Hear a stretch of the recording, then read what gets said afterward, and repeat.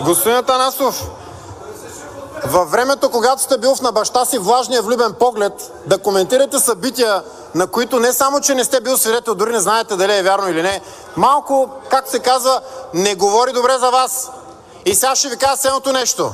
Не аз съм се молил на БСП, БСП са се молили на ВЪЗРАЖДАНЕ и на мен. И сега ще ви кажа следното нещо. Като говорим за специалисти по електорати, искате ли да ви кажа какво ви чака вас? Чака ви една позорна политическа смърт. И ще ви кажа защо.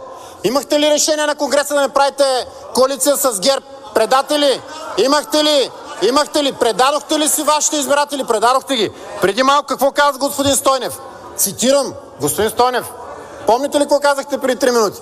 Ние защитаваме нашите интереси. Абсолютно сте прав. Защитавате вашите интереси. Някой от вас защитават интересите на Пеевски по съвместителство, но нито един от вас не защитава интересите на вашите избиратели. Затова вашите избиратели никога вече няма да ви погледнат. БСП приключи.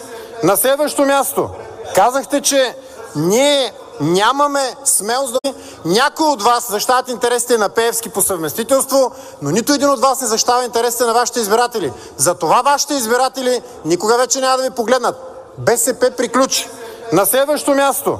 Казахте, че ние нямаме смелост